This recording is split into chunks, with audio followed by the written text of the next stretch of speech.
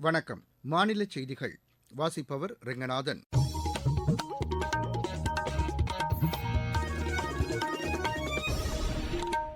தலைப்புச் செய்திகள். மக்களுக்கான திட்டங்களை நிறைவேற்றுவதில் திமுக உலகிற்கே முன்னோடியாக உள்ளது என்று திமுக தலைவரும் முதலமைச்சருமான திரு மு க ஸ்டாலின் கூறியுள்ளார். தமிழகத்தில் கடந்த ஆட்சியில் கொண்டுவரப்பட்ட திட்டங்களை திமுக கிடப்பில் போட்டுள்ளதாக அஇஅதிமுக பொதுச் செயலாளர் திரு எடப்பாடி பழனிசாமி தெரிவித்துள்ளார். தேசிய ஜனநாயக கூட்டணி அரசு கடந்த 10 ஆண்டுகளில் செயல்படுத்திய நலத்திட்டங்கள் மக்களின் வரவேற்பை பெற்றுள்ளதாக தமிழ் மாநில காங்கிரஸ் தலைவர் திரு ஜி கே வாசன் கூறியுள்ளார். கோடை காலத்தில் மின் தேவையை பூர்த்தி செய்வதற்கு தேவையான அனைத்து நடவடிக்கைகளும் எடுக்கப்பட்டுள்ளதாக மத்திய அரசு கூறியுள்ளது. ஐபிஎல் கிரிக்கெட் போட்டியில் பெங்களூரு அணியை லக்னோ அணி 28 ரன் வித்தியாசத்தில் வென்றது. இனி விரிவான செய்திகள். மக்களவைத் தேர்தல் நெருங்கி வருவதை அடுத்து தமிழகத்தில் அரசியல் கட்சிகளின் தேர்தல் பிரச்சாரம் முழுவீச்சில் நடைபெற்று வருகிறது. கடும் வெயிலையும் பொருட்படுத்தாமல் கட்சித் தலைவர்கள் தங்கள் வேட்பாளர்களுக்கு ஆதரவாக வாக்கு சேகரித்து வருகின்றனர். மக்களுக்கான திட்டங்களை நிறைவேற்றுவதில் திமுக உலகிற்கே முன்னோடியாக உள்ளது என்று திமுக தலைவரும் முதலமைச்சருமான திரு மு க ஸ்டாலின் கூறியுள்ளார். வேலூரில் தேர்தல் பொதுக்கூட்டத்தில் உரையாற்றிய அவர், பிரதமர் திரு நரேந்திர மோடியே தமிழகத்தில் செயல்படுத்தப்பட்டுள்ள காலை உணவு திட்டம் தற்போது கனடாவிலும் கொண்டுவரப்பட்டுள்ளதை சுட்டிக்காட்டினார். கச்சத்தீவை மீட்பது குறித்து ஆக்கப்பூர்வமாக எந்த நடவடிக்கையும் பிஜேபி தலைமையிலான அரசு மேற்கொள்ளவில்லை என்று அவர் குற்றம் சாட்டினார். வெளியுறவுத்துறை அமைச்சர் திரு ஜெய்சங்கர் இலங்கை அரசுடன் நடத்திய பேச்சுக்களில் கச்சத்தீவை மீண்டும் இந்தியாவுக்கு பெற்றுத் தருவது குறித்து பேசவில்லை என்று அவர் கூறினார். தமிழக மீனவர்கள் இலங்கை கடற்படையினரால் தாக்கப்படுவது குறித்தும் அவர்கள் கைது செய்யப்பட்டு படகுகள் பறிமுதல் செய்யப்படுவது குறித்தும் இலங்கை அரசுடன் ஆக்கப்பூர்வமான பேச்சுக்கள் எதையும் கடந்த 10 ஆண்டுகளில் மேற்கொள்ளவில்லை என்றும் அவர் தெரிவித்தார். தருமபுரியில் பிரச்சாரம் மேற்கொண்ட அஇஅதிமுக பொதுச் செயலாளர் திரு எடப்பாடி பழனிசாமி, தமிழகத்தில் தங்கள் கட்சி ஆட்சியில் இருந்தபோது கொண்டுவரப்பட்ட திட்டங்களை ஆளும் திமுக அரசு கிடப்பில் போட்டுள்ளதாக குற்றம் சாட்டினார். ஜாதிவாரி கணக்கெடுப்பை எந்த பிரிவை சேர்ந்தவர்களுக்கும் பாதிப்பு ஏற்படாத வகையில் மேற்கொள்ள வேண்டும் என கடந்த ஆட்சியில் அரசாணை பிறப்பிக்கப்பட்டதாகவும், தற்போது ஜாதிவாரி கணக்கெடுப்புக்கு எதிராக உள்ள தேசிய கட்சியோடு திமுக கூட்டணி வைத்துள்ளதாக கூறினார். அக்கட்சி தேர்தல் அறிக்கையில் தெரிவித்த எந்த திட்டத்தையும் நிறைவேற்றவில்லை என்றும் அவர் தெரிவித்தார். நீலகிரி மாவட்டத்தில் குன்னூர், அதிகரட்டி உள்ளிட்ட பகுதிகளில் பிஜேபி மூத்த தலைவர் டாக்டர் எல் முருகன் வாக்கு சேகரித்தார். பழங்குடியின மக்களின் வாழ்வாதாரத்தை உயர்த்துவதற்கு மேலும் பல திட்டங்கள் கொண்டுவரப்படும் என்று அவர் தெரிவித்தார். தமிழகத்தில் ஆளும் திமுக அரசு மக்கள் நலத்திட்டங்களை அதிக அளவில் செயல்படுத்தி வருவதாக காங்கிரஸ் கூறியுள்ளது. நாமக்கல்லில் பிரச்சாரத்தில் ஈடுபட்ட தமிழ்நாடு காங்கிரஸ் கமிட்டி தலைவர் திரு செல்வ பெருந்தகை, மத்தியில் கடந்த 10 ஆண்டுகளாக ஆட்சியில் இருந்த பிஜேபி தமது வாக்குறுதிகளை நிறைவேற்றவில்லை என்று கூறினார். தமிழகத்தில் மகளிர், இளைஞர்கள் உள்ளிட்ட பல்வேறு தரப்பினருக்கும் நலத்திட்டங்கள் செயல்படுத்தப்பட்டு வருவதாக அவர் குறிப்பிட்டார். காங்கிரஸ் ஆட்சிக்கு வந்தால் இளைஞர்களுக்கான வேலைவாய்ப்புகள் அதிக அளவில் உருவாக்கப்படும் என்றும் அவர் தெரிவித்தார். பிஜேபி ஆட்சியில் பெட்ரோல், டீசல் மற்றும் சமையல் எரிவாயு விலை கடுமையாக உயர்த்தப்பட்டதாகவும், தேர்தலை கருத்தில் கொண்டு தற்போது விலை குறைப்பு செய்யப்படுவதாகவும் அவர் கூறினார். தேசிய ஜனநாயக கூட்டணி அரசு கடந்த 10 ஆண்டுகளில் நிறைவேற்றிய திட்டங்கள் மக்களிடையே பெரும் வரவேற்பை பெற்றுள்ளதாக தமிழ் மாநில காங்கிரஸ் தலைவர் திரு ஜி கே வாசன் கூறியுள்ளார். நெல்லை தொகுதியில் பிரச்சாரம் மேற்கொண்ட அவர், பிஜேபி தலைமையிலான கூட்டணி மத்தியில் தொடர்ந்து 3வது முறையாக ஆட்சி அமைக்கும் என்று தெரிவித்தார். தமிழகத்தின் தென் மாவட்ட மக்கள் தங்களது கூட்டணிக்கு ஆதரவு தெரிவிப்பதில் உறுதியாக உள்ளனர் என்று அவர் கூறினார். நாட்டின் பாதுகாப்பை உறுதி செய்ய தங்களது கூட்டணியால் மட்டுமே முடியும் என்று அவர் தெரிவித்தார். காஞ்சிபுரத்தில் பிரச்சாரம் மேற்கொண்ட தேமுதிக பொதுச் செயலாளர் திருமதி பிரேமலதா விஜயகாந்த், கடந்த சட்டமன்ற தேர்தலின்போது திமுக அளித்த வாக்குறுதிகள் எதையும் நிறைவேற்றவில்லை என்று கூறினார். அஇஅதிமுக தலைமையிலான கூட்டணி ஆரணியில் பட்டுப்பூங்கா அமைப்பதற்கும், நேரடி நெல் கொள்முதல் நிலையம் மற்றும் ஒழுங்குமுறை விற்பனைக் கூடம் அமைப்பதற்கும் நடவடிக்கை எடுக்கும் என்று தெரிவித்தார். போளூரில் ரயில்வே மேம்பாலப் பணிகள் விரைந்து முடிக்கப்படும் என்றும் அவர் கூறினார். நீங்கள் கேட்டுக்கொண்டிருப்பது மாநில செய்தி அறிக்கை.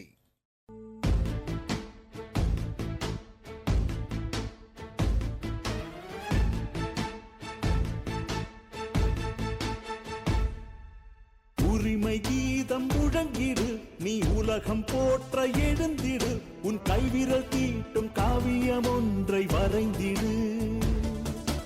எழுந்து வா, வா, வாழும் வாழ்வை வெல்ல தீர்ப்பு சொல்ல கருப்பு மைய நெருப்பு ஆயுதம். திறந்து வா, வா, ஒரு வாக்கு கூட விடுபடாமல் காக்கும் மக்கள் நாட்டின் பெருமிதம்.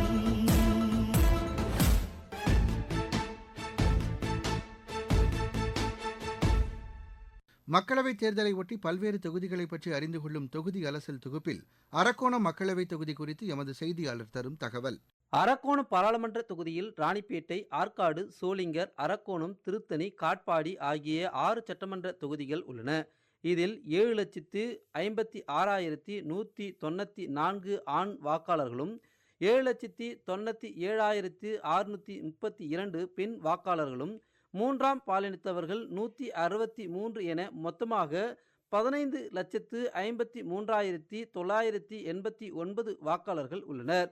அரக்கோணம் பாராளுமன்ற பொறுத்தவரை 1976 இந்திய தேசிய காங்கிரஸ் 5 முறையும், தமிழ் மாநில காங்கிரஸ் 1 முறையும், அதிமுக 2 முறையும், பாமக 1 முறையும், திமுக 3 முறையும் என வெற்றி கண்டுள்ளது. குறிப்பாக ராணிப்பேட்டையில் கெமிக்கல் மற்றும் தோல் தொழிற்சாலைகள் நிறைந்த பகுதியாக அமைந்துள்ளது. அரக்கோணம் பாராளுமன்ற தேர்தலில் 46 பேர் மனு தாக்கல் செய்திருந்தனர். அதில் வேட்புமனு பரிசீலனையில் 4 மனுக்கள் தள்ளுபடி செய்யப்பட்டு 40 வேட்பாளர்கள் இருந்தனர். கடந்த 30ஆம் தேதி 14 வேட்பாளர்கள் வாபஸ் பெற்ற நிலையில் 26 வேட்பாளர்கள் களத்தில் உள்ளனர்.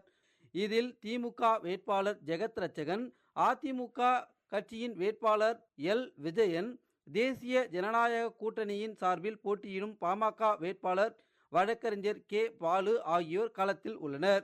இவர்களுக்கு ஆதரவாக அந்தந்த கட்சி தலைவர்கள், முக்கிய நிர்வாகிகள் பிரச்சாரம் மேற்கொண்டு வருகின்றனர். ராணிப்பேட்டையிலிருந்து சுமன். கோடை காலத்தில் மின் தேவையை பூர்த்தி செய்வதற்கு தேவையான அனைத்து நடவடிக்கைகளும் எடுக்கப்பட்டுள்ளதாக மத்திய அரசு கூறியுள்ளது. புதுதில்லியில் நேற்று இது தொடர்பாக மத்திய மின்துறை அமைச்சர் திரு ஆர். கே. சிங் தலைமையில் ஆய்வுக் கூட்டம் நடைபெற்றது. அனல் மின் உற்பத்தி நிலையங்களில் போதிய அளவு மின் உற்பத்தியை மேற்கொள்வதற்கான ஏற்பாடுகள் குறித்தும் விவாதிக்கப்பட்டது.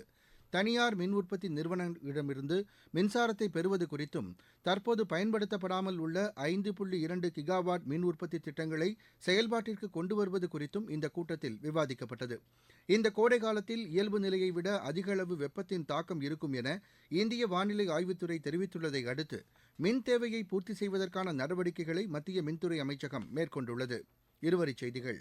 காசாவில் மனிதாபிமான அடிப்படையில் உணவுப் பொருட்களை விநியோகம் செய்த வேர்ல்டு சென்ட்ரல் கிச்சன் குழுவினர் மீது விமான தாக்குதல் நடத்தியதில் எந்த உள்நோக்கமும் இல்லை என்று இஸ்ரேல் பிரதமர் திரு பெஞ்சமின் நெத்தன்யாகு கூறியுள்ளார்.